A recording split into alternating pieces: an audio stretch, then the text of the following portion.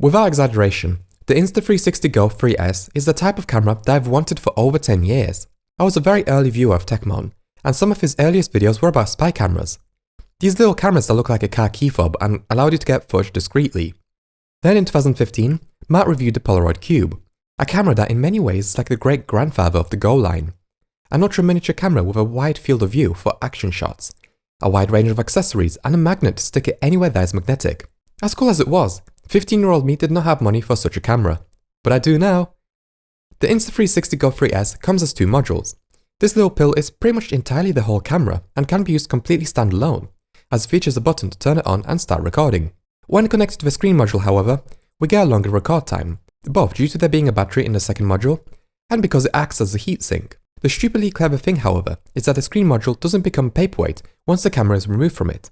Instead, the camera connects wirelessly to the screen to allow you to frame your shot, change settings and more. Incredibly clever stuff.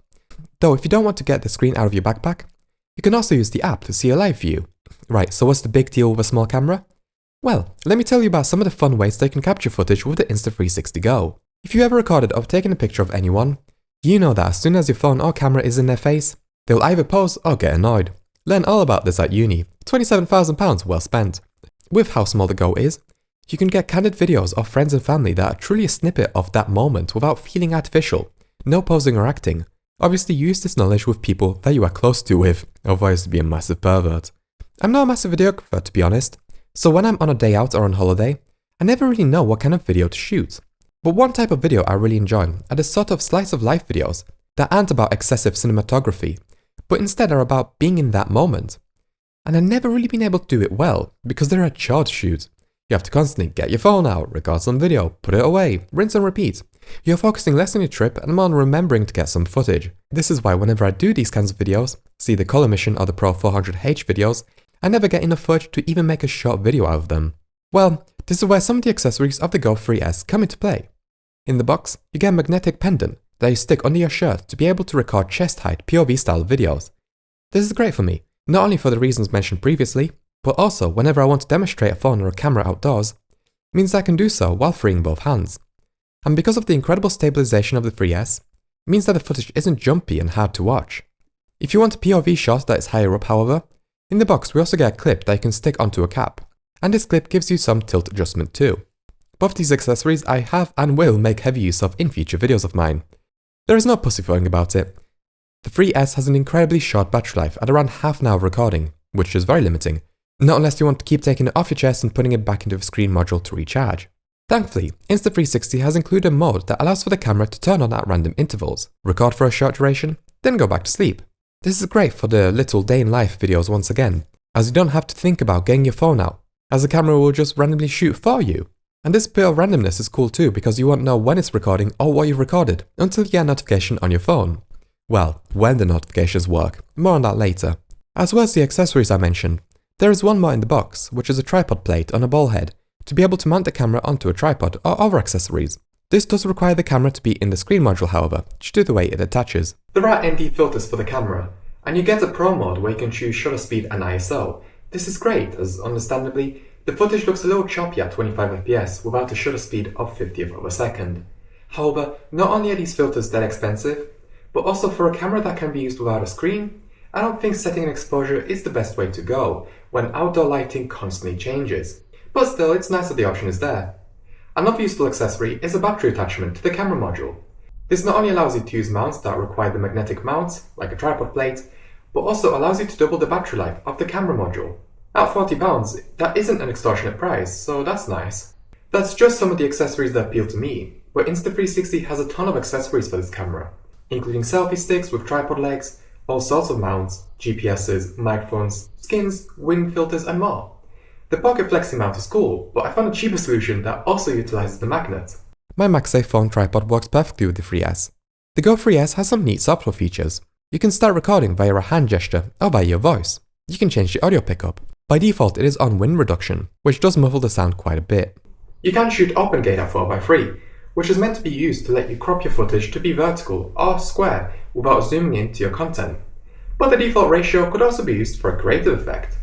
There is Find My support, since the camera's Bluetooth is always on to allow you to remotely start recording. You can also start a quick video by pressing on the shutter button while the camera is off. And once you stop recording, the camera goes back to sleep, which is a very thoughtful feature. There's loop recording if for some reason you want to use this camera as a dash cam. In a similar vein, there is a pre-record option that constantly records, and when you press record, it will keep what it had recorded so far. I loved this feature on my Toshiba Camilio S20, so it's nice to see that feature make a return. Since the lens is very wide, we get various options on how the camera records.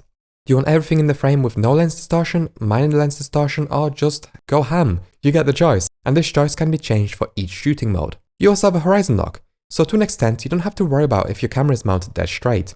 Although keep in mind that the horizon lock is not very forgiving. It's only useful if your alignment is slightly off. There's de-jitter, which removes shake in lower light conditions, although this isn't perfect. And of course, we have some fun shooting modes like slow motion, hyperlapses, time lapses, and so on. Of course, you cannot expect something so small to have zero compromises. So here are all of the ones that I've discovered so far. Low light performance is particularly crunchy and dark, and the footage, while looking good and having minimal oversharpening like cheap action cams have, is otherwise lacking in distant detail. Basically, the video footage is that of a flagship smartphone from somewhere between 3 to 6 years ago. The battery life, as mentioned, is poor, with the camera module only having 30 minutes of record time, and with the screen attached, supposedly 2 hours, but the percentage does seem to drop rather quickly. The camera module also gets quite hot without a screen module, especially in a warm environment with no ventilation, although I have not had it overheat outright on me. Also, the app sucks. It stopped giving me notifications on new clips, and instead gives me constant spam of advertisement notifications, despite me having the marketing notifications turned off in the app. The app takes a while to connect to the camera too. Also, since the camera never truly turns off and stays in standby, it does mean that the battery does continuously drain, so you will want to give the camera a charge an hour or so before you head out, if you haven't used the camera for a while. So should you pick up this camera? If your use case is anything like mine, then yeah, I don't see why not. But if you are looking for an action camera to record yourself doing sports activities, then I personally do not see why you'd buy this camera over a GoPro. They're both action cameras, but what you gain with the flexibility of the Go 3S? Well, you lose all of the features that the GoPro has. Furthermore, the DJI Osmo Nano had released since I wrote the script, and that seems like an objectively better camera in every single way. From the screen, to the battery life, to the sensor size, to the log support, 4K 60fps recording, micro USB cards support, and USB 3.1, all for a cost lower than the Go 3S. Yeah, I now have buyer's remorse. Thank you for watching this video. This may very well be the last tech review that I ever do on this channel. Reason is, there is not really much new tech that's cool and interesting and worth spending hundreds of pounds for. Even phones have gone really boring, and that was kind of my bread and butter, which is a shame. So the future of this channel is probably going to be less frequent uploads, more film stock reviews like I've done before, more software reviews like the magazine CDs.